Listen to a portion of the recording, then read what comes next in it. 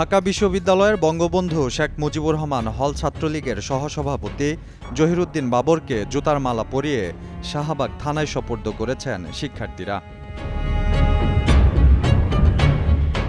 বুধবার রাত 9:30টার দিকে ঢাকা বিশ্ববিদ্যালয়ের দক্ষিণ ফুলার রোডের স্টাফ কোয়ার্টারের একটি বাসা থেকে তাকে ধরে নিয়ে আসেন একদল শিক্ষার্থী।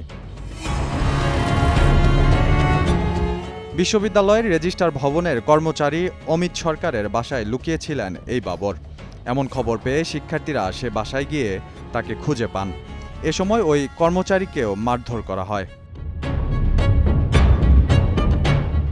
জহিরুদ্দিন বাবর ঢাকা বিশ্ববিদ্যালয়ের রাষ্ট্রবিজ্ঞান বিভাগের 2016-17 শিক্ষাবর্ষের ছাত্র। শিক্ষার্থীদের অভিযোগ, হলে থাকাকালে বাবর জুনিয়র শিক্ষার্থীদের নির্যাতন করতেন। শিক্ষার্থীদের নানা সময়ে নানান ট্যাগ দিয়ে হল থেকেও বের করে দিতেন এই ছাত্রলীগের সহসভাপতি। বৈষম্য বিরোধী ছাত্র আন্দোলনে ঢাকা বিশ্ববিদ্যালয় ক্যাম্পাসে ছাত্রলীগের হামলায় শতাধিক শিক্ষার্থী আহত হন। তারপর থেকেই ছাত্রলীগের নেতাকর্মীদের হলছাড়া করেন শিক্ষার্থীরা। 5 আগস্টের পর থেকে বিভিন্ন অজ্ঞাত স্থানে লুকিয়ে আছে ছাত্রলীগের অনেক নেতাকর্মী। মাহদি হাসান, কালের কণ্ঠ।